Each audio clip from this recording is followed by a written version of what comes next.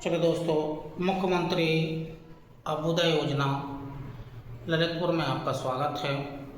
जो इन्वायरमेंट से संबंधित जो अभी तक आपको 6 क्लासेस दी गई हैं, वो इन्वायरमेंट से संबंधित क्लासें थीं। इसी क्रम में आगे भी इन्वायरमेंट से ही संबंधित जो क्लासेस आज आपको दी जा रही है, वो क्लासेस चूँकि जो इकोसिस्टम वाला टॉपिक है वो एक बृहद टॉपिक है। उसी बृहद टॉपिक के अंतर्गत जो पिछले वीडियो में आपको दिया गया था, जस्ट उसी के आगे जो डेफिनेशंस या जो शब्दावली थे उससे संबंधित कुछ आपको वीडियोज के माध्यम से दिया गया था।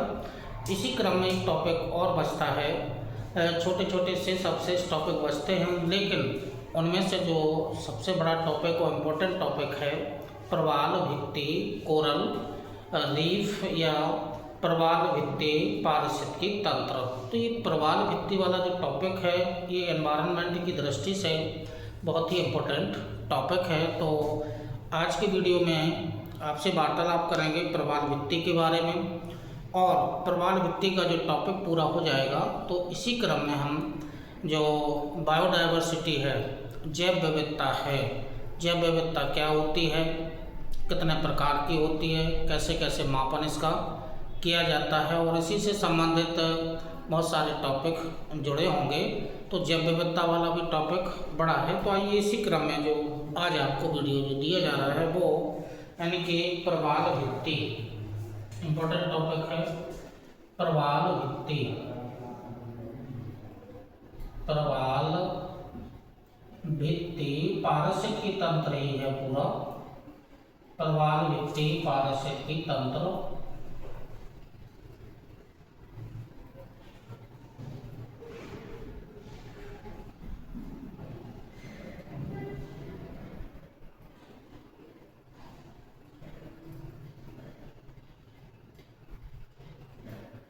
प्रवाल भित्ति पारिस्थितिकी तंत्र है, इसको समझना है इसी क्रम में। या प्रवाल भित्ति पारिस्थितिकी तंत्र या coral reef ecosystem, coral reef ecosystem ये टॉपिक है।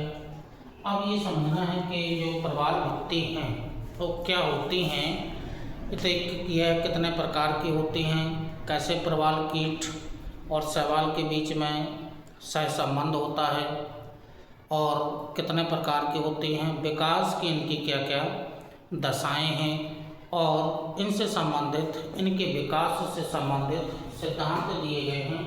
तो प्रवाल भित्ति के अंतर्गत जो हमें पढ़ना है कि पहले तो प्रवाल भित्ति है क्या,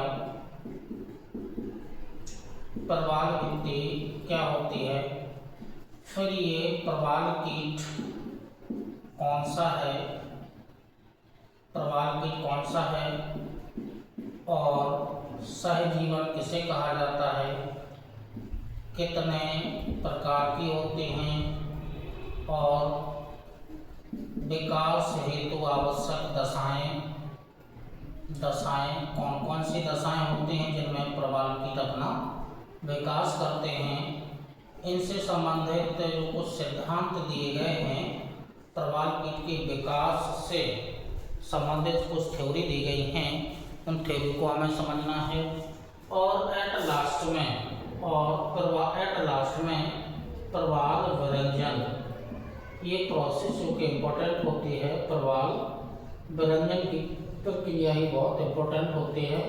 तो जो प्रवाल भित्ति पारिस्थितिकी तंत्र है, प्रवाल भित्तियों का जो पारिस्थितिकी तंत्र है, इस टॉपिक के अंतर्गत प्रवाल भित्ति है क्या, किससे बनी होती है, कैसे बनती है, प्रवाल कीट कौन सा है, यह अपना विकास कैसे करता है, और प्रवाल कीट और जो एक शैवाल है उसके बीच में सहजीवन का संबंध होता है, प्रकार कितने होते हैं, विकास हेतु आवश्यक दशाएं कौन कौन सी होती हैं, और प्रवाल भित्तियों के विकास से संबंधित कुछ थ्योरीज दी गई हैं। उनको केवल हमें नाम ही जानना है कि कौन कौन सी थ्योरी दी गई हैं, और एट लास्ट लास्ट में टॉपिक जो इम्पोर्टेंट है, जो ग्लोबल वार्मिंग से जुड़ा हुआ टॉपिक है, प्रवाल विरंजन या कोरल ब्लीचिंग। तो इसी क्रम में तो जो आपकी जो इम्पोर्टेंट टॉपिक है कि प्रवाल भित्ति होती क्या है। तो जो प्रवाल भित्ति होती है वो उष्णकटिबंधीय सागर या महासागरों में, उष्णकटिबंधीय सागर या महासागरों में, उष्णकटिबंधीय ठीक है सागर हों या महासागर हों, और इनसे संबंधित जो तटीय क्षेत्र होते हैं, तटीय क्षेत्रों में इन प्रवाल भित्तियों का विकास होता है। यानी कि 20 से जो उष्णकटिबंधीय महासागर कहाँ होना चाहिए, ये 20 से 25 डिग्री नॉर्थ साउथ दोनों गोलार्धों में होना चाहिए। तो जो महासागर हैं इनमें के तटीय क्षेत्रों में, सागर के तटीय क्षेत्रों में जो कोस्टल रीजन है इससे संबंधित इस प्रवाल भित्ति मतलब दीवार, और प्रवाल भित्ति मतलब कैल्शियम कार्बोनेट या चूना पत्थर से निर्मित ये प्रवाल भित्ति होती है। तो जो प्रवाल भित्ति होती है वो यानी कि चूना पत्थर से निर्मित होती है, कैल्शियम कार्बोनेट की बनी होती है। और यह है क्योंकि मोस्टली तटीय क्षेत्रों में तो इनका विकास होता ही है, लेकिन जो मोस्टली जो द्वीप हैं जो उष्णकटिबंधीय महासागरों में हैं, 20 से 25 डिग्री दोनों गोलार्धों में अवस्थित जो द्वीप हैं, इन द्वीपों से संलग्न जो तटीय क्षेत्र हैं यहाँ पर इनका विकास अच्छा होता है, और ये सागर तल से कभी भी ऊपर दिखाई नहीं देती हैं। तो जो प्रवाल भित्तियाँ हैं, यदि हम उनका डायग्राम को देखें, प्रकार में अगला डायग्राम आएगा, लेकिन जो प्रवाल भित्ति हैं, जैसे मान लीजिएगा कि ये कोई द्वीप है, ये उष्णकटिबंधीय सागरों में अवस्थित कोई द्वीप है। अब इस द्वीप, ये कोई सागर है, इस सागर से संलग्न जो ऐसी संरचना बनती है, ऐसे करके ये जो संरचना बनती है इसी को ही नाम दिया जाता है प्रवाल भित्ति, इसे नाम दिया जाता है। ये सागर तल से कभी भी ऊपर दिखाई नहीं देती है, मतलब ये सागर तल है, ये सागर तल है, इसे कभी भी ऊपर दिखाई नहीं देती है। तो ये सागर का तल है, ठीक। और ये इस क्षेत्र में यहाँ ये सागर का तल है, यानी कि ये सागर तल है, सागर तल है। इस सागर तल से कभी भी ऊपर दिखाई नहीं देती हैं, लेकिन जो ये बीच में जो ये क्षेत्र बन जाता है इसको बोट चैनल के नाम से, इसे बोट चैनल, ठीक है, बोट चैनल के नाम से इसे जाना जाता है। आगे इसी में आगे जो प्रकार आएंगे तो उसमें जो एटॉल है, वलयाकार है, उसमें लैगून झील का निर्माण होता है। तो ये है प्रवाल भित्ति, ये प्रवाल भित्ति है जो कैल्शियम कार्बोनेट या चूना पत्थर से निर्मित होती है। अब ये जो चूना पत्थर है या जो चूना पत्थर है, तो ये जो प्रवाल कीट होता है, ये प्रवाल कीट, इस प्रवाल कीट के अस्थि पंजर, इस प्रवाल कीट के अस्थि पंजर से समेकित और संयोजन से इस चूना पत्थर की स्थलाकृति का निर्माण होता है।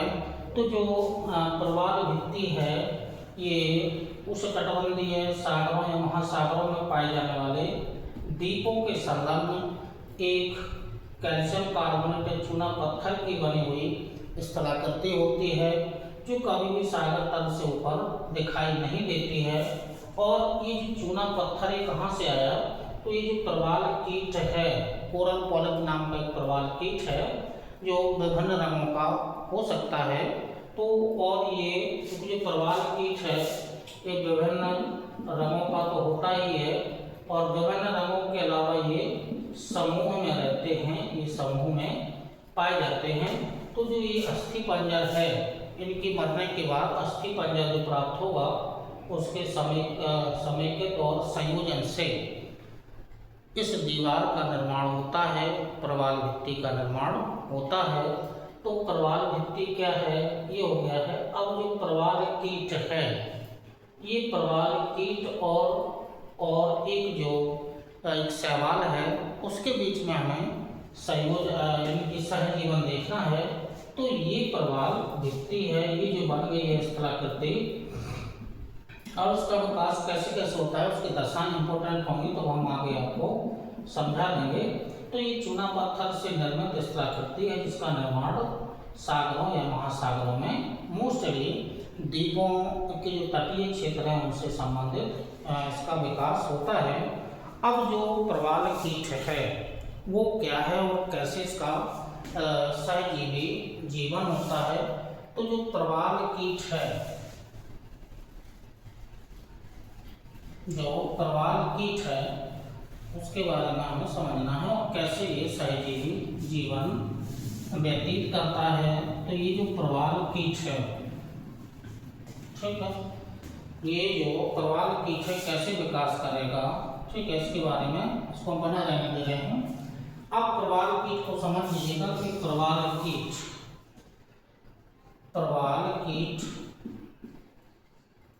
या जो मूंगा का जीव है इसका नाम है कोरल पॉलिप।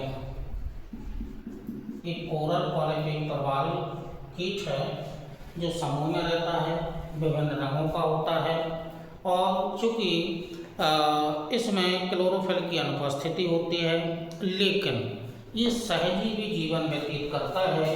तो सहजीवन का मतलब हुआ एक शैवाल है और उस शैवाल का नाम है जूजेंथनी।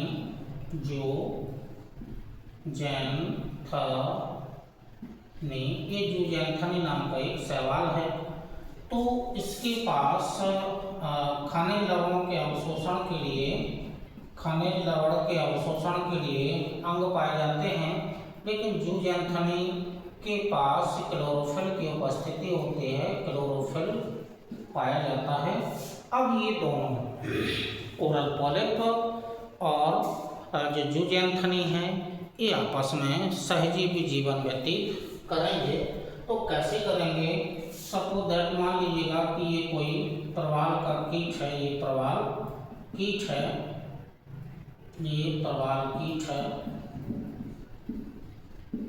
इस प्रवाल कीट के ऊपर निवास करता है, ये जो निवास है ये शैवाल का है, ठीक है, ये शैवाल हो जाएगा। अब जो फोटोसिंथेसिस की प्रोसेस होगी उसमें अन्य चीज़ें जो होंगी वो जो मूंगा का जीव है, कोरल पॉलिप है, वो ग्रहण कर लेता है, क्योंकि दोनों साथ साथ में रह रहे हैं। तो प्रकाश संश्लेषण की क्रिया होगी, फोटोसिंथेसिस की क्रिया होगी,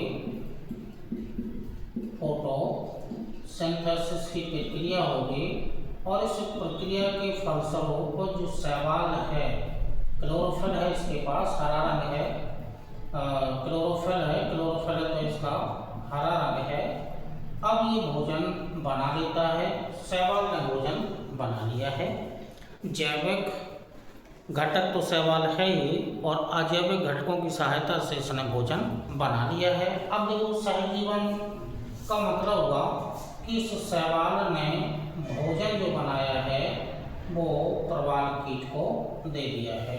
अब इसके बदले में, क्योंकि सहजीवी जीवन है, तो सहजीवी जीवन में जो दोनों जीव होते हैं या दोनों जीवधारी होते हैं, दोनों को लाभ होना चाहिए, हानि किसी को नहीं होना चाहिए। ऐसे ही जीवन को कहा जाता है सहजीवी जीवन, की दोनों होस्ट प्रॉफिट में रहें, लाभ में रहें।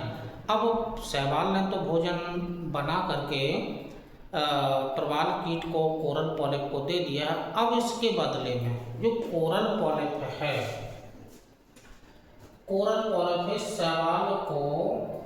इस शैवाल को आवश्यक विकास की दशाएं या उचित वातावरण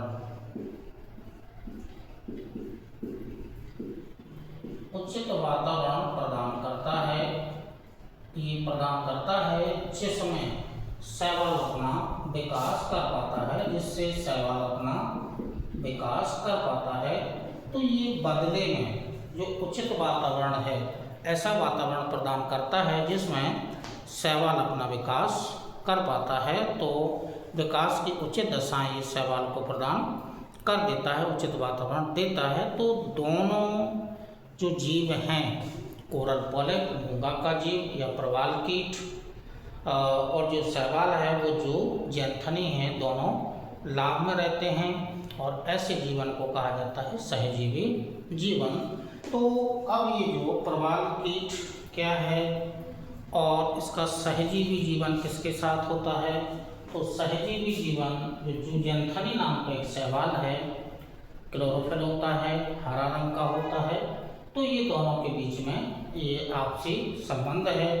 अब ये टॉपिक के आगे अगला जो टॉपिक इसी में क्रम से चलेगा, विकास की दशाएं, मतलब कौन कौन से विकास की आवश्यक दशाएं होनी चाहिए जिसमें प्रवाल कीट अपना विकास कर पाता है।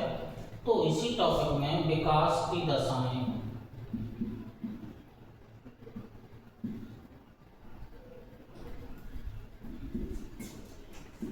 विकास की दशाएं, तो ये जो विकास की दशाएं हैं इसमें आपको नोट करना होगा, लिखना होगा। तो उसमें 5-6 पॉइंट हैं, तो वो आपको नोट करना होगा। तो नोट करिएगा, विकास की दशाएं, पॉइंट बना करके लिख लीजिएगा। विकास की दशाएं,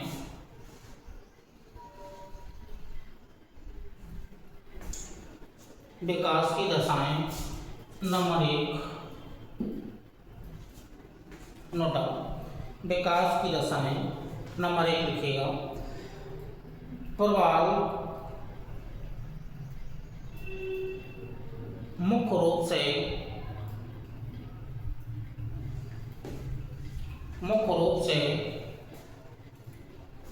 उष्णकटिबंधीय सागरों,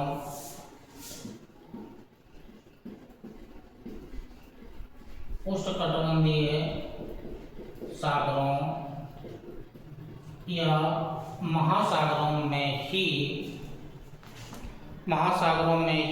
पाए जाते हैं, जिनका तापमान 20 डिग्री तक पाया जाता है। 20 डिग्री टेम्परेचर इम्पोर्टेंट है। अभी चूँकि प्रवाल व्यंजन आएगा तो उसमें इस टेम्परेचर का इम्पोर्टेंस होगा। तो जिनका तापमान, जिसकी सतह का तापमान 20 डिग्री तक पाया जाता है। नंबर 1 हो गया। नंबर 2, विकास की दशाओं में नंबर 2,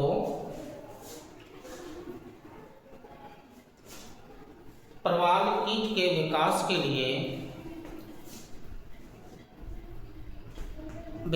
लिए अवसाद मुक्त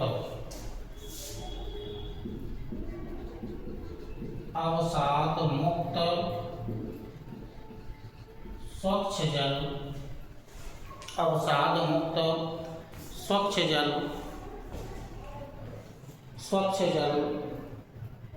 होना चाहिए। अवसाद मुक्त स्वच्छ जल होना चाहिए। अगला पॉइंट,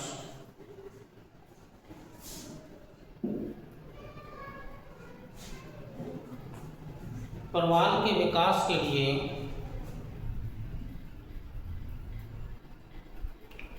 अत्यधिक लवण युक्त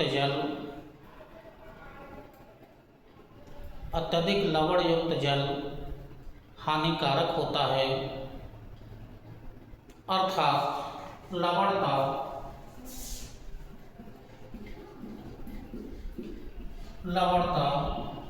27 से 30% होनी चाहिए। 27 से 30% होनी चाहिए। नंबर 4,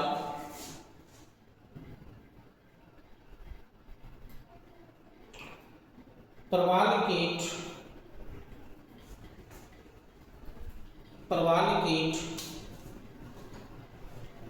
अधिकतम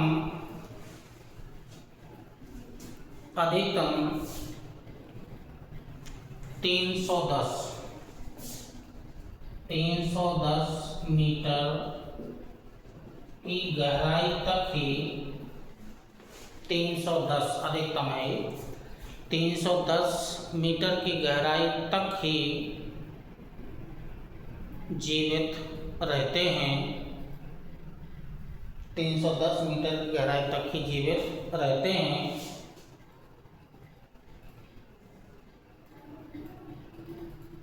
नेक्स्ट पॉइंट, सागरीय तरंगें अथवा जलधाराएं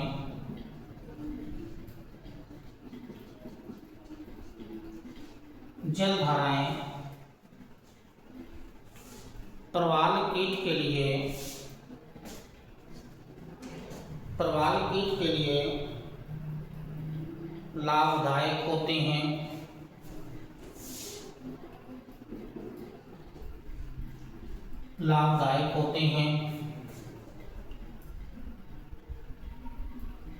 और प्रवाल कीट का विकास अंशतः बंद एवं बंद सागरों में नहीं होता है। और लास्ट का पॉइंट इम्पोर्टेंट है।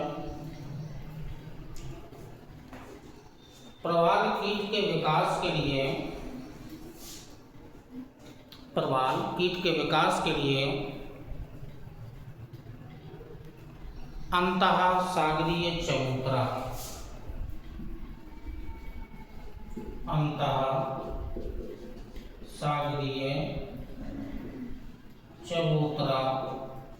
प्लेटफॉर्म, अंतःसागरीय चबूतरा जिससे ऊपर वो प्लेटफॉर्म बनाएंगे, इसके ऊपर वो विकास करेंगे या प्रवाल भित्ति का निर्माण उसके ऊपर करेंगे, मतलब नींव। अंतःसागरीय चबूतरा की आवश्यकता होती है।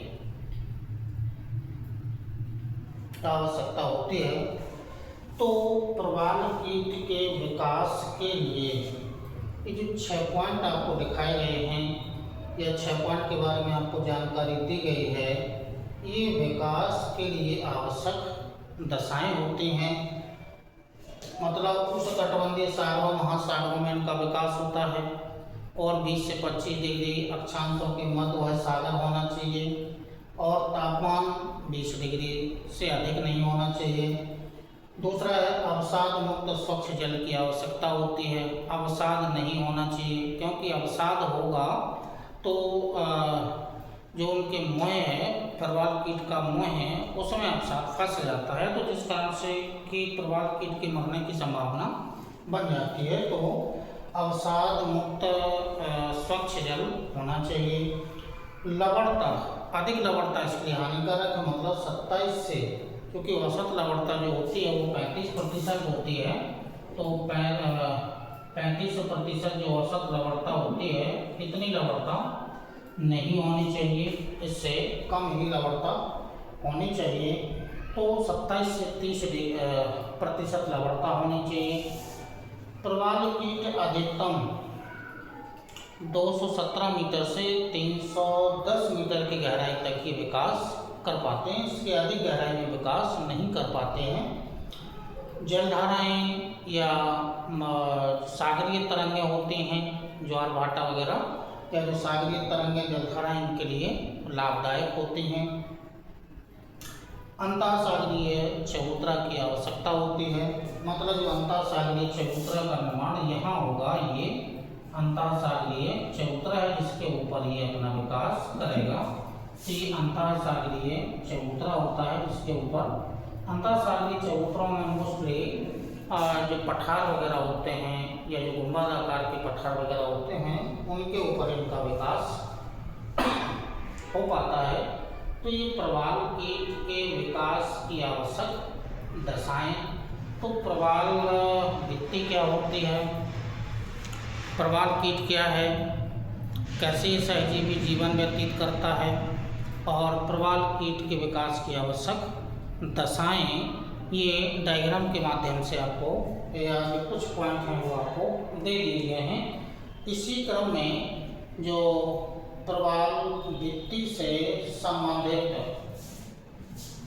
कुछ थ्योरीज दी गई हैं, वो थ्योरी को समझिए। केवल हमें नाम जानना है कौन कौन सी थ्योरीज दी गई हैं प्रवाल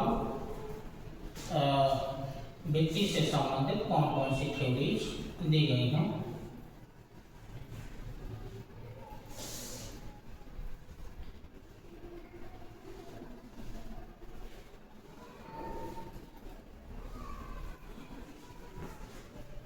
सिद्धांत,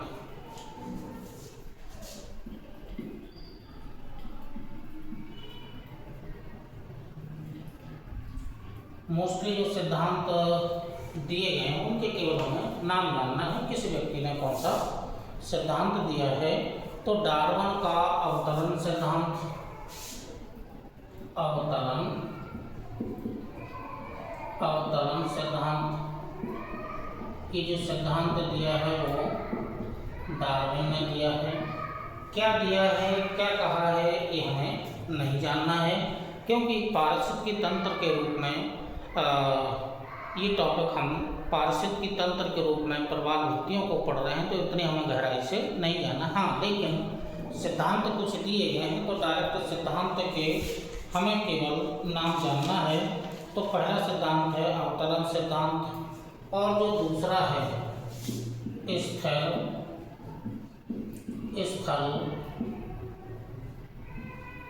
सिद्धांत, जो मरे ने दिया था। स्थल सिद्धांत को मरे ने दिया था। और जो तीसरा सिद्धांत है हिमानी नियंत्रण सिद्धांत, हिमानी नियंत्रण सिद्धांत, जो कि एक वैज्ञानिक थे, डेली ने दिया था। और लास्ट में स्थल जो डेविस की जो संकल्पना थी, यानी कि अवतरण सिद्धांत भी फिर से दिया गया है, मतलब इसी सिद्धांत को आगे बढ़ाया गया है। अवतरण संकल्पना या सिद्धांत, जो संकल्पना या सिद्धांत चूँकि जो डेविस नाम के वैज्ञानिक थे उन्होंने दिया था। तो ये जो चार सिद्धांत हैं मोस्टली माना गया है अवतरण सिद्धांत को, चूँकि जो लास्ट में है जो डेविस ने जो अवतरण सिद्धांत दिया था, और इससे पहले अवतरण सिद्धांत डार्विन ने दिया था, इसी सिद्धांत को सही माना गया है, ये संकल्पना इनकी सही है।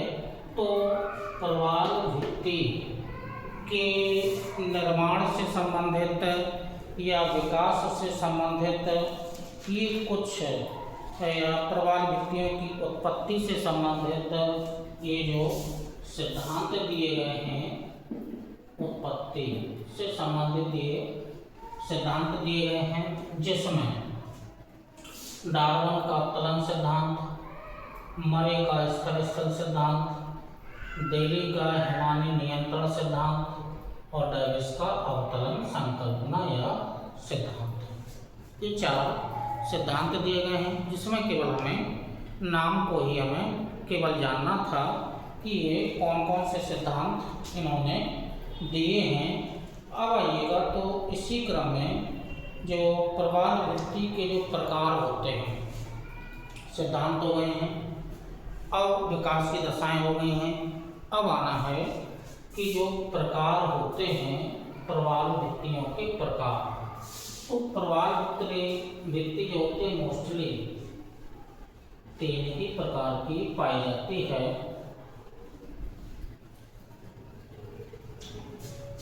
प्रवाल भित्ति 3 ही प्रकार की पाई जाती है, मतलब प्रकार।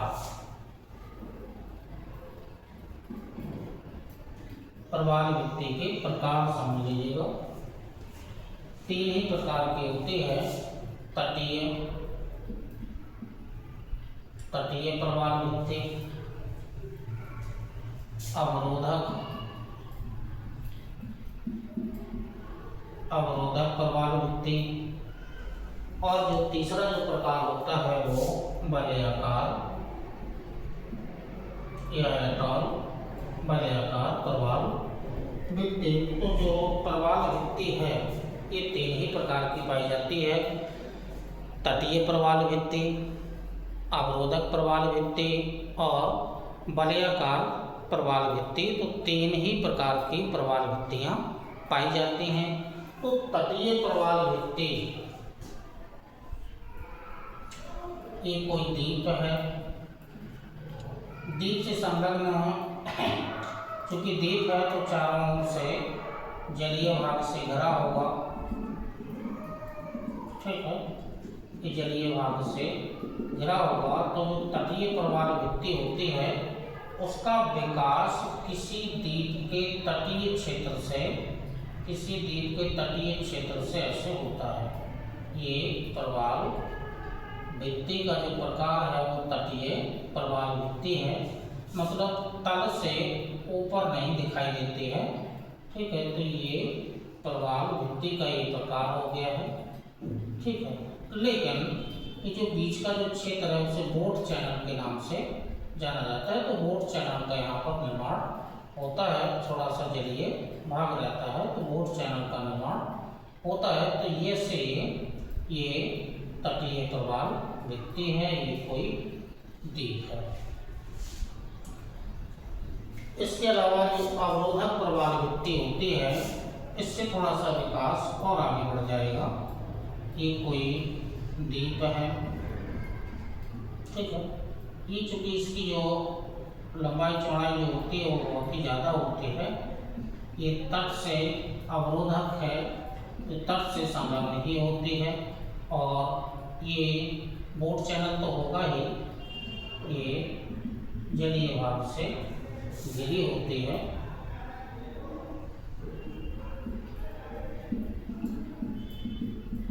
ये अवरोधक प्रवाल भित्ति है। एग्जाम्पल यहाँ थोड़ा सा इसकी जो गहराई होगी वो थोड़ी सी हमें बढ़ानी होगी। ये जलीय भाग है, ठीक है। बोट चैनल का विस्तार थोड़ा सा ज़्यादा हो जाता है, तो ये अवरोधक प्रवाल भित्ति है। अब इसके बाद आएगी वलयाकार प्रवाल भित्ति। तो जो वलयाकार प्रवाल भित्ति है इसका विस्तार चूंकि ज़्यादा रहता है, बीच में ये लैगून झील,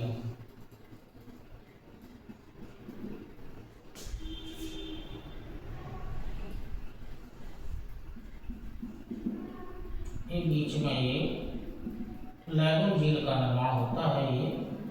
ये लैगून झील बनेगी। तो जितने भी लैगून झीलें होती हैं इनका संबंध ये लैगून लेक है, ये लैगून लेक का निर्माण होता है। तो ये जो होती है ये इसका तल ऊपर उठ जाता है, तो ये ठीक है थोड़ा सा तल ऊपर उठ जाता है, तो इससे लेकिन लैगून झील आपको जरूर मिलेगी। और लैगून झील के बीच में छोटे छोटे आपको ऐसे करके द्वीप मिलेंगे, ठीक है, ये द्वीप मिलेंगे। और इन द्वीपों पर नारियल के जो वृक्ष होते हैं उनकी अधिकता पाई जाती है। तो ये 3 प्रकार के प्रवाल भित्ति होती है, तटीय प्रवाल भित्ति, वलयाकार प्रवाल भित्ति और अवरोधक प्रवाल भित्ति। और बोट चैनल, तो ये यहाँ पर बोट चैनल पाया जाएगा। बोट चैनल ये इसकी पहचान होती है, ठीक है, उथला सा जलीय भाग होता है। तो ये जो मोस्टली जो पाई जाती है दक्षिणी फ्लोरिडा, अंडमान निकोबार, मन्नार की खाड़ी। एग्जाम्पल के रूप में यदि हम जाने तो जो दक्षिणी फ्लोरिडा जो प्रायद्वीप है यूएसए का भाग है, ठीक है, कैरेबियन सागर से संलग्न है। उसके बाद भारत में अंडमान, और अंडमान निकोबार जो द्वीप समूह है यहाँ तटीय प्रवाल भित्ति पाई जाती है। इसके अलावा मन्नार की खाड़ी में बहुत सारे टीबू नाम के द्वीप फैले हुए हैं। यहाँ पर भी तटीय प्रवाल भित्ति का विकास हुआ है या निर्माण हुआ है और उत्पत्ति हुई है। ठीक है, तो ये तटीय प्रवाल भित्ति कहाँ कहाँ पाई जाती है? मोस्टली और भी क्षेत्र हैं, लेकिन भारत में हमने अंडमान निकोबार और मन्नार की खाड़ी को जोड़ दिया है। अब जो अवरोधक प्रवाल भित्ति है, तो विश्व की सबसे बड़ी अवरोधक जो प्रवाल भित्ति है उसका नाम है great barrier reef. Great barrier reef है जो ऑस्ट्रेलिया देश है,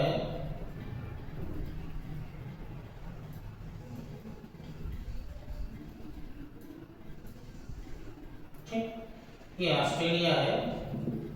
ठीक, बाकी के लोकेशन नहीं दे रहे हैं। यहाँ पाई जाएगी तट के समानांतर यहाँ। ठीक है, ये कोरल सागर है, कोरल सी है। ठीक, ये जो तट के समानांतर ये जो प्रवाल भित्ति है इसी का नाम दिया गया है ग्रेट बैरियर रीफ है। तो ऑस्ट्रेलिया जो देश है उसका जो उत्तरी पूर्वी समुद्र तटीय क्षेत्र है जिससे संलग्न कोरल सागर है, उसमें विश्व की सबसे बड़ी और लंबी, चूँकि पर्यटक स्थल के रूप में है, 1920 किलोमीटर इसकी लंबाई है, तो विश्व की सबसे लंबी अवरोधक या जो प्रवाल भित्ति है वो ऑस्ट्रेलिया देश के उत्तरी पूर्वी भाग में कोरल सागर में पाई जाती है, तट के समानांतर है।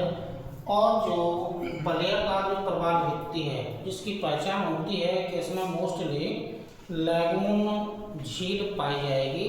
अब लैगून जो झील होती है उसमें छोटे छोटे द्वीप पाए जाते हैं जिन पर नारियल की वृक्षों की अधिकता पाई जाती है। तो ये जो वलयाकार जो लैगून या जो प्रवाल भित्ति है ये मोस्टली जो फिजी देश है,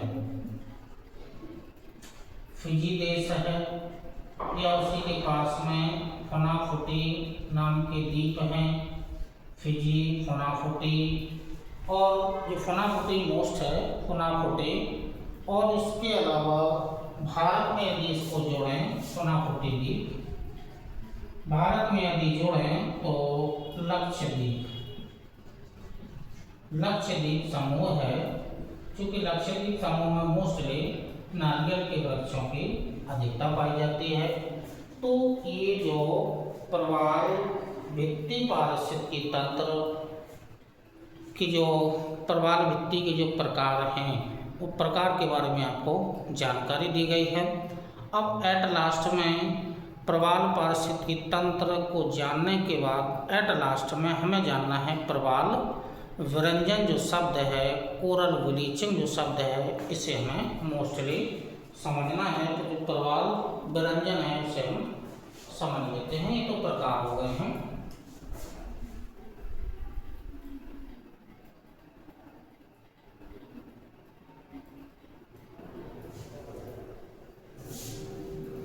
एग्जाम्पल याद रखना कौन सी प्रवाल भित्ति कहाँ पाई जाती है।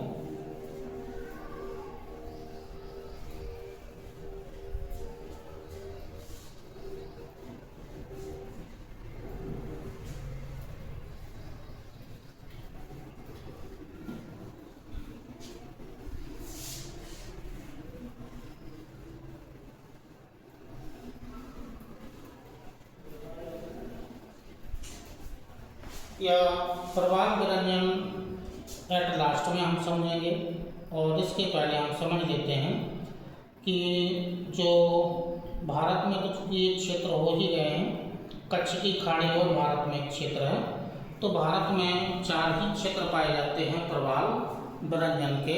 एक तो अरब सागर में भारत में 4 ही क्षेत्र हैं, तो और समझ लीजिएगा भारत में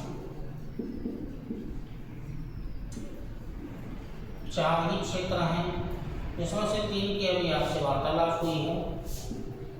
अंडमान निकोबार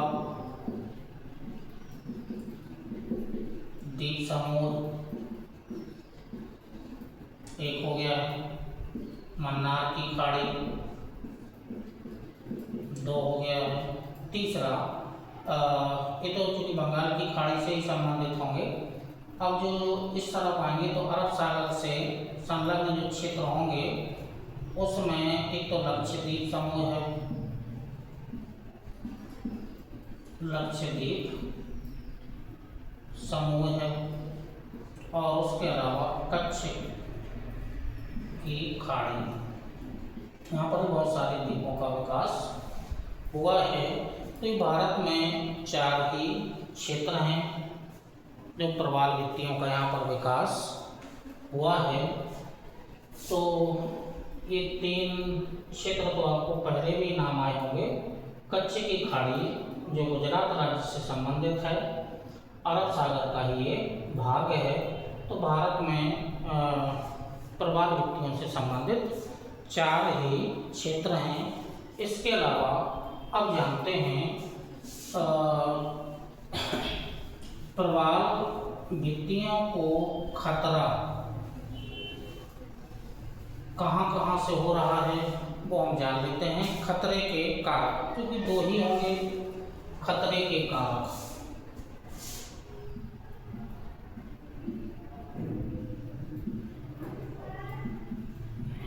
खतरे के कारक हमें जानना है। खतरे के कारकों में एक तो मोस्टली प्राकृतिक रूप से खतरा भी हो सकता है, और प्राकृतिक रूप से होता है तो वो प्रकृति अपने आप को बैलेंस कर लेती है, लेकिन प्रभाव बढ़ जाता है मानव निर्मित।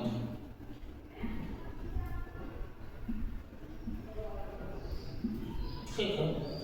अब प्राकृतिक खतरों में चूंकि जो जितने भी प्राकृतिक आपदाएं होती हैं वो प्राकृतिक कारकों के अंतर्गत आ जाएगा, जैसे एल नीनो, हरिकेन, रोग या अम्लीकरण, विभिन्न प्रकार के जो उष्णकटिबंधीय तूफान होते हैं, उष्णकटिबंधीय तूफान या चक्रवात इनको हम नाम दे दें, ये हो सकते हैं। या फिर विभिन्न प्रकार के ऐसे रोग हो सकते हैं जो प्रवाल कीट के लिए लाभदायक ना हो या प्रवाल कीट के लिए रोग कारक हों। तो हरिकेन या ये तो हरिकेन वगैरह सब जितने भी उष्णकटिबंधीय तूफान होंगे इसी में आ जाएंगे। विभिन्न प्रकार के रोग, एल नीनो एक घटना घटती है 6 से 7 वर्ष में, प्रशांत महासागर से संबंधित ये घटना है, गर्म जलधारा के रूप में उत्पत्ति होती है। तो ये भी एक कारक हो सकता है। और या तो ये हो सकता है कि चूँकि विकास के लिए अभी आया था कि लवणता 27 से 30% के बीच ही होनी चाहिए, लवणता अधिक नहीं होनी चाहिए। लेकिन यदि लवणता बढ़ जाए तो अम्लीयकरण, ठीक है, ये भी हो सकता है, ये प्रक्रिया भी हो सकती है। तो प्राकृतिक रूप से तो ये कारक हैं, लेकिन ये प्राकृतिक रूप से बैलेंस कर लिए जाते हैं। और इसके अलावा जो ज़्यादा हानिकारक होते हैं वो मानव निर्मित जो कारक हैं, या जो मानव निर्मित कारक हैं उसमें तटीय क्षेत्रों में विकास हो,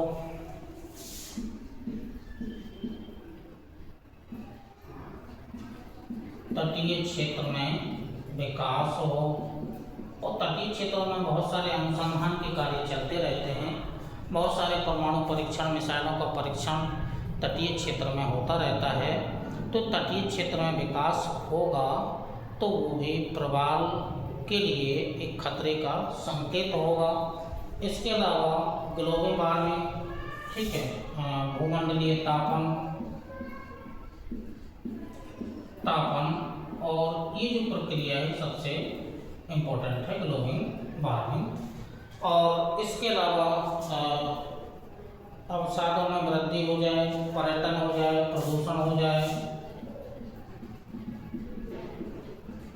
अवसादों में वृद्धि हो जाए, प्रदूषण, बहुत सारे प्रदूषण होते हैं, जलीय प्रदूषण या वायु प्रदूषण, ये हो जाए, या पर्यटन जो क्षेत्र विकसित कर दिया जाए जिसमें मानव का हस्तक्षेप रहता है। इसके अलावा कोरल क्षेत्र में खनन हो, कोरल क्षेत्र में खनन हो, विभिन्न प्रकार के तटीय क्षेत्रों में परीक्षण होते हैं, ये भी मानव का है।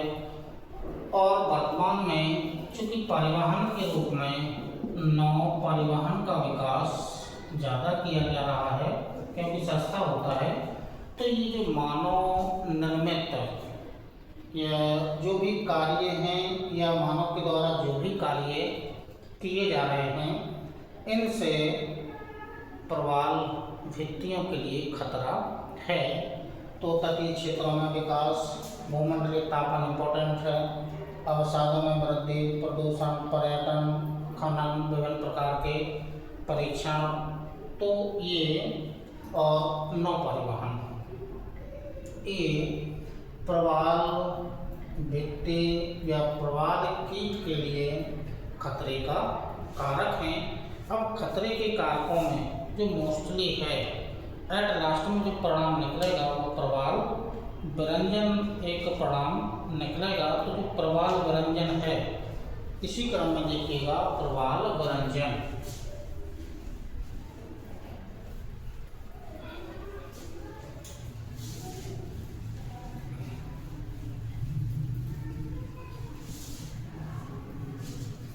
ओरल ब्लीचिंग, प्रवाल विरंजन।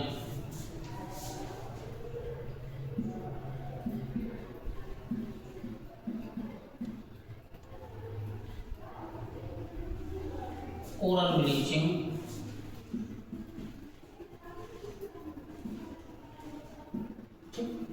अब ओरल ब्लीचिंग का मतलब होता है कि जो शैवाल है, जो उसका हरा रंग था, हरा रंग का बदल जाना सफ़ेद रंग में। और सफ़ेद रंग का मतलब क्या है? सफ़ेद रंग का मतलब है ब्लीचिंग। तो जो शैवाल था जिसका हरा रंग था, क्लोरोफिल उसके पास था, अब ये जो क्लोरोफिल है, प्रवाल विरंजन की घटना कब होगी? विरंजन का मतलब होता है सफ़ेद होना, श्वेत हो जाना। अब विरंजन की घटना कब होगी? भूमंडलीय तापन से, ग्लोबिंग भूमंडलीय तापन से होगी। भूमंडलीय तापन से मतलब जो अभी हमने आपको तापमान बताया था, 20 डिग्री तापमान पर ही प्रवाल कीट विकास कर पाते हैं। लेकिन भूमंडलीय तापमान ग्लोबल वार्मिंग होगी तो जो तापमान 20 डिग्री था वो हो गया है 21 डिग्री बढ़ जाएगा। और ये जो तापमान भी बढ़ेगा, इसी के कारण जो सफ़ेद जो हरा रंग था वो हरा रंग बदल जाएगा, किसमें? सफ़ेद रंग में बदल जाएगा। अब जब क्लोरोफिल की उपस्थिति नहीं रहेगी, शैवाल के पास क्लोरोफिल नहीं रहेगा, तो वो अपना भोजन नहीं बना पाएगा। और जब भोजन नहीं बना पाएगा, शैवाल भोजन नहीं बना पाएगा, और वो भोजन फिर तो पहले तो समाप्ति किसकी होगी? पहले तो समाप्ति शैवाल, मतलब सभी शैवाल मरेंगे। और जब सभी शैवाल मर जाएंगे तो भोजन प्रवाल कीट को नहीं मिल पाएगा, ठीक है, ये शैवाल मर जाएंगे, ठीक है। और ये फिर भोजन किसको नहीं मिलेगा? प्रवाल कीट को भोजन नहीं मिलेगा, प्रवाल कीट को फिर भोजन नहीं मिलेगा, ठीक है, भोजन की प्राप्ति नहीं होगी, तो ये भी एट लास्ट में धीमे धीमे करके मर जाएंगे। और ये जो पूरी प्रक्रिया है, सफ़ेद रंग होना, पहले ग्लोबल वार्मिंग, फिर सफ़ेद रंग, शैवालों का मरना, उसके बाद प्रवाल कीट का मरना, इस पूरी प्रक्रिया को कहा जाता है प्रवाल विरंजन। तो जो मोस्टली जो प्रवाल विरंजन जुड़ा हुआ है वो किससे जुड़ा हुआ है? भूमंडलीय तापन से जुड़ी हुई प्रक्रिया होती है। तो ये भूमंडलीय तापन या ग्लोबल वार्मिंग से प्रक्रिया आगे बढ़ती है। तो ये पूरी प्रक्रिया कोरल ब्लीचिंग के नाम से इसे जाना जाता है। तो कोरल ब्लीचिंग, तो जो पारिस्थितिकी तंत्र में प्रवाल भित्ति जो पारिस्थितिकी तंत्र था, इसको हमने आपको विधिवत तरीके से आपको बता दिया है। आपको आवश्यकता होगी कि आप अपना नोट्स तैयार करते जाएं। इसी क्रम में पारिस्थितिकी तंत्र से एक दो टॉपिक और बाकी हैं, तो एक दो टॉपिक और कंप्लीट करने के बाद फिर आपसे वार्तालाप जैव विविधता बायोडायवर्सिटी से होगी। तो ये टॉपिक पारिस्थितिकी तंत्र और जैव विविधता से संबंधित होगा। चूँकि पारिस्थितिकी तंत्र का लास्ट है और जैव विविधता की शुरुआत होगी, तो पारिस्थितिकी तंत्र से संबंधित एक दो डेफिनेशंस और हैं, उन डेफिनेशंस को हमें समझना है। तो इसी क्रम में आइएगा। तो दोस्तों, इसी में जो प्रवाह वृत्ति पारिस्थितिकी तंत्र का जो टॉपिक है ये आपका पूरा कंप्लीट हो गया है।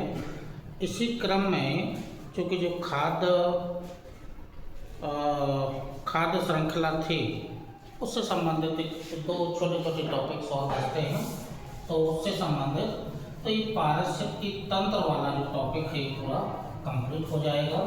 और इसी क्रम में आगे जो बायोडायवर्सिटी है या जैव विविधता है उससे संबंधित टॉपिक आगे चलाएंगे।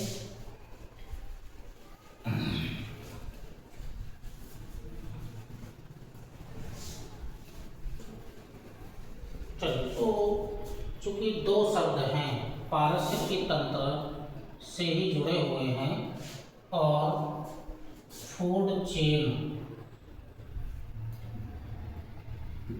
से संबंधित टॉपिक हैं।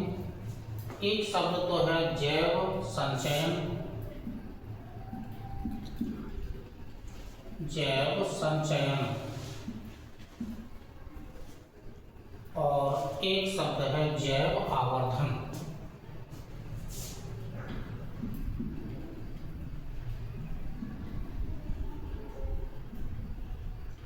ये दो शब्द हैं चूँकि इम्पोर्टेंट शब्द हैं।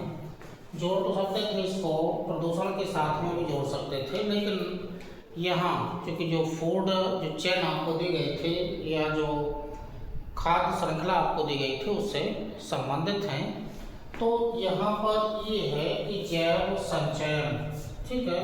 संचयन मतलब संचय करना, और जैव संचयन तो जैसे मान लीजिएगा एक जीव है, एक जीव में जो प्रदूषण है या प्रदूषक हैं, प्रदूषक का संचय हो जाता है या प्रदूषकों का संचय हो जाता है। तो जो एक जीव है, एक जीव में बहुत सारे विभिन्न प्रकार के जो पर्यावरणीय प्रदूषक हैं उनका संचय एक जीव में होता रहता है, वो अधिक मात्रा में होता रहता है। तो वो एक ही जीव में प्रदूषकों का संचय होगा। तो इसका मतलब होगा कि इसका जो निष्कासन कम होगा और जो संचय होता है वो ज़्यादा हो जाता है। तो संचय यानी कि कम होगा और निष्कासन ज़्यादा हो जाएगा। तो इसी को किसी प्रदूषक का आहार श्रृंखला में, थोड़ा सा नोट करना हो तो कर लीजिएगा, किसी प्रदूषक का आहार श्रृंखला में प्रथम जीव में, मतलब एक ही जीव में प्रदूषकों का या प्रदूषक का सांद्रण बढ़ जाता है। संचय में सांद्रण बढ़ जाता है या संचय अधिक हो जाता है प्रदूषक का। मतलब ये होगा कि अंतःग्रहण और संग्रहण, अंतःग्रहण और संग्रहण ये ज़्यादा हो जाता है किससे, निष्कासन से। तो इस क्रिया को ही कहा जाता है जैव संचयन के नाम से इसे जाना जाता है। तो ये जो जैव संचयन की प्रक्रिया है वो आहार श्रृंखला में एक ही जीव में संपन्न हो रही है। मतलब संग्रहण ज़्यादा होता है और निष्कासन वो कम कर पाता है, तो उस जीव के लिए ये खतरा बन जाता है। दूसरा शब्द है जैव आवर्धन। अब जैव आवर्धन का मतलब है प्रदूषक ही या प्रदूषक कारक ही है वो प्रथम जीव से, इसमें अब चूंकि श्रृंखला आगे बढ़ेगी, ये प्रथम जीव से आगे द्वितीय जीव में जाएगा, द्वितीय जीव से तृतीय में जाएगा, तृतीय से चतुर्थ में जाएगा। तो मतलब ये जो प्रदूषक है वो एक स्तर से दूसरे स्तर में आगे बढ़ता जाता है। तो ऐसी जो प्रक्रिया होती है उसे जैव आवर्धन के नाम से जाना जाता है। तो प्रथम जीव से द्वितीय जीव, तृतीय जीव आगे प्रदूषक का जो संकीर्ण है वो आगे जीव में बढ़ता जाता है। लेकिन जैव आवर्धन के लिए आवश्यक क्या है? आवश्यक इसके लिए चार चीजें आवश्यक होती हैं। एक तो स्थिरता होनी चाहिए या दीर्घ स्थायित्व होना चाहिए, दीर्घ स्थायित्व, दीर्घ स्थायित्व होना चाहिए, गतिशीलता होनी चाहिए, गतिशीलता होनी चाहिए। चार बिंदु आवश्यक हैं। दीर्घ स्थायित्व होना चाहिए, गतिशीलता होनी चाहिए और सक्रियता और विलयशीलता, सक्रियता और विलयशीलता भी होनी चाहिए, सक्रियता भी होनी चाहिए और विलयशीलता भी होनी चाहिए। तो जैव आवर्धन के लिए ये चार जो आवश्यक दशाएं हैं, ये चार आवश्यक दशाएं आवश्यक होती हैं। दीर्घ स्थायित्व, गतिशीलता, सक्रियता और विलयशीलता आवश्यक होती है। जैसे यदि हम इसका एग्जाम्पल समझें तो आगे इसकी प्रक्रिया कैसे होगी, मतलब एक जीव से दूसरे जीव में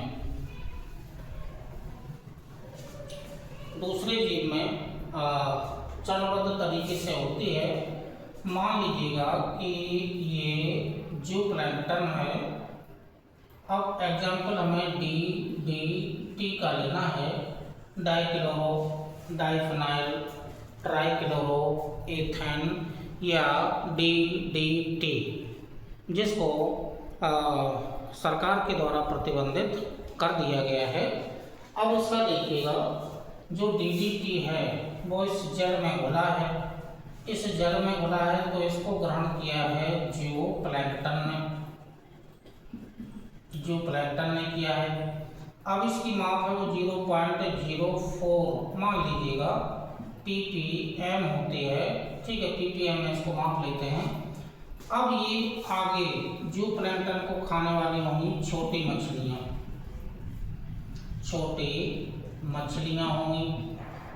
अब ये जो यहाँ है इसका सांद्रण आगे बढ़ जाएगा तो इसकी मात्रा जो हो जाएगी 0.5 ppm हो जाएगी, ठीक।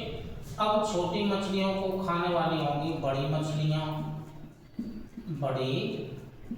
मछलियाँ, क्योंकि आहार बढ़ता जाएगा तो इसकी मात्रा भी बढ़ती जाएगी। जैसे जैसे उच्च पोषण स्तर में जाएंगे तो आहार की आवश्यकता अधिक होगी, तो जो DDT का संकेंद्रण है वो ppm में उसकी मात्रा बढ़ती जाएगी। अब इन बड़ी मछलियों को खाने वाली हो सकता है कि पक्षी हों, ठीक है। अब बड़ी मछलियों के पास इसकी मात्रा मान लीजिएगा 2 ppm हो गई है। अब जो पक्षियों के पास संकेंद्रण होगा तो अधिक मात्रा में हो जाएगा, हो भी सकता है कि 25 ppm हो जाए। तो ये उच्च निम्न पोषण स्तर से उच्च पोषण स्तर में जो प्रदूषक हैं इनका संकेंद्रण बढ़ता जा रहा है। इस पूरी प्रक्रिया को कहा जाता है जैव आवर्धन के नाम से इसे जाना जाता है, जिसके लिए दीर्घ स्थायित्व, गतिशीलता, सक्रियता और विलयशीलता की दशाएं आवश्यक हैं।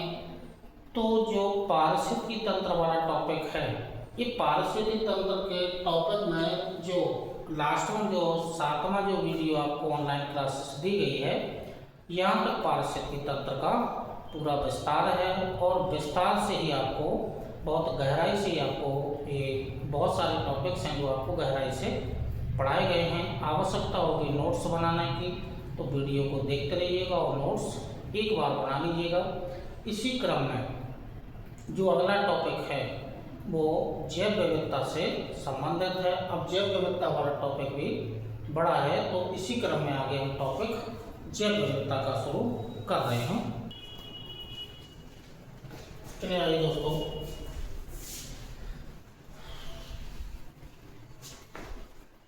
नया टॉपिक इसी लेक्चर में जोड़ा जा रहा है जो शब्द है जैव विविधता। जैव विविधता यानी कि जंतुओं और इसको इंग्लिश में बायोडायवर्सिटी,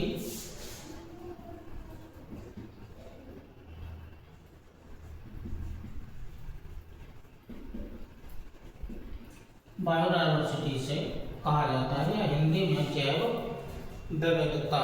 तो जैव विविधता का मीन्स हुआ कि जंतुओं और वनस्पतियों में पाई जाने वाली विविधता या भिन्नता। जंतु और जीवों में, जंतुओं प्लस वनस्पति, वनस्पतियों में पाई जाने वाली विविधता, विविधता से है। तो जंतुओं की विभिन्न प्रकार की प्रजातियां, वनस्पति की विभिन्न प्रकार की प्रजातियां जिस किसी एक क्षेत्र में पाई जाती हैं उसे कहा जाता है जैव विविधता, कहा जाता है बायोडायवर्सिटी कहा जाता है। जिस क्षेत्र में जैव विविधता ज़्यादा होगी वहीं जैव भार भी ज़्यादा होगा। तो जैव विविधता की जो संकल्पना की जो शुरुआत है 1992 में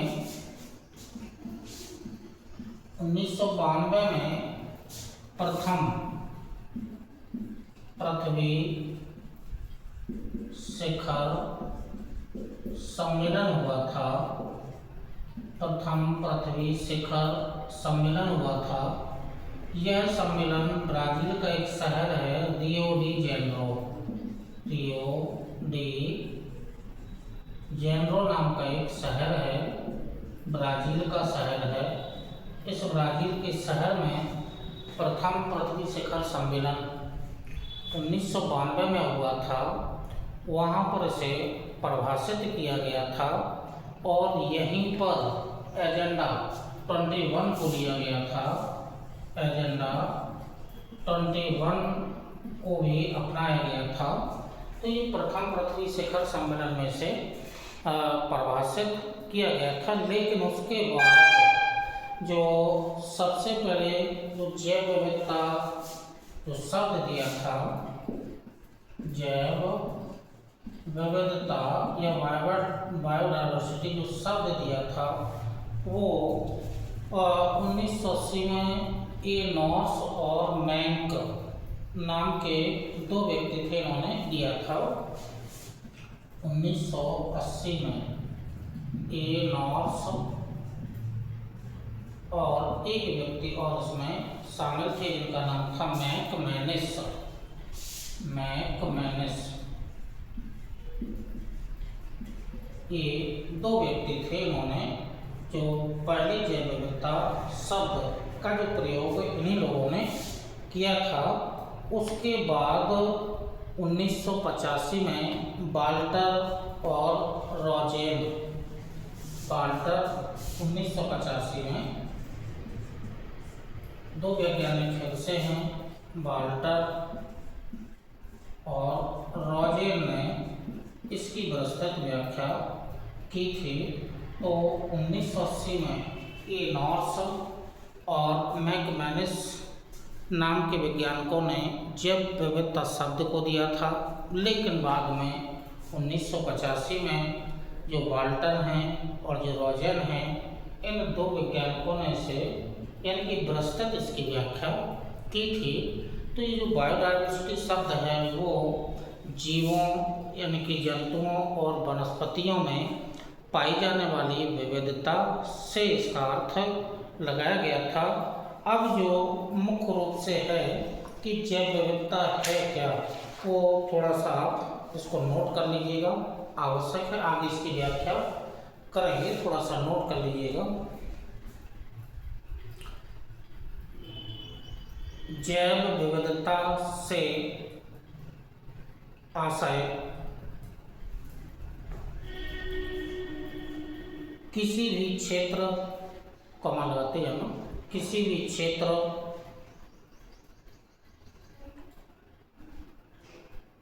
कॉमा देश में कॉमा महाद्वीप पर अथवा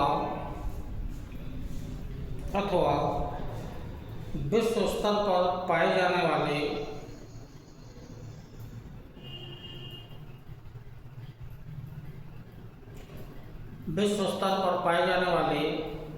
जंतुओं और वनस्पतियों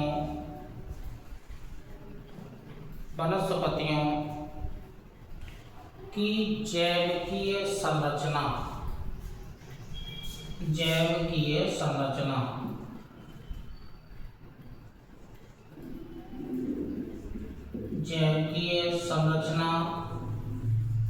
में विविधता से है, मतलब जीन वगैरह की संरचना, गुणसूत्र जैविकीय संरचना से है। सभी जीवित पेड़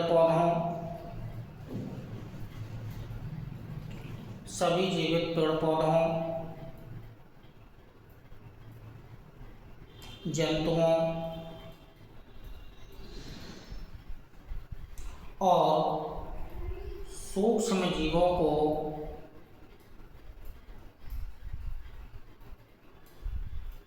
मिलाकर जो शब्द बनता है उसे ही जैव विविधता कहा जाता है।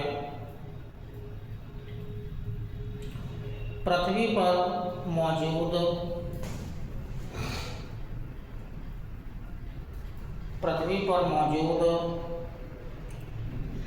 सभी जीवित प्रजातियों की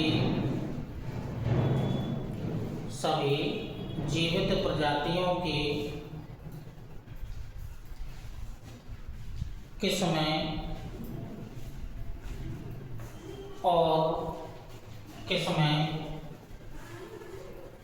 और विभिन्नताएं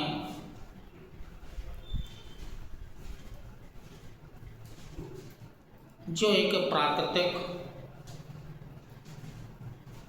संसाधन है,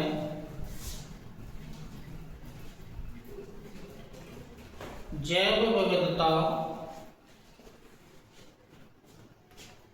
हजारों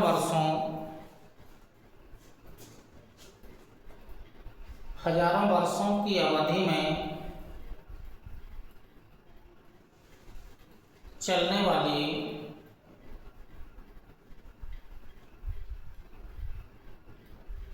निरंतर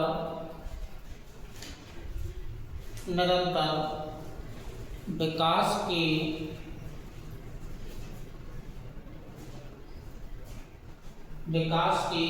जैविक प्रक्रिया की देन है।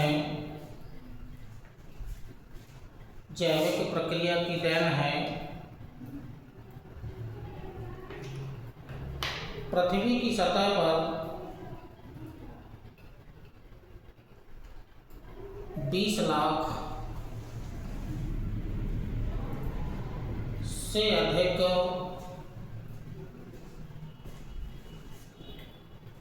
प्रजातियां मौजूद हैं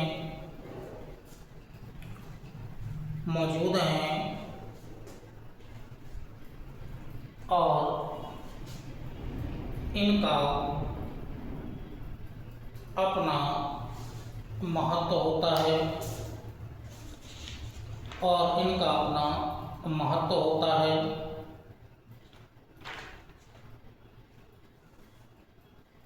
और इनका अपना महत्व होता है।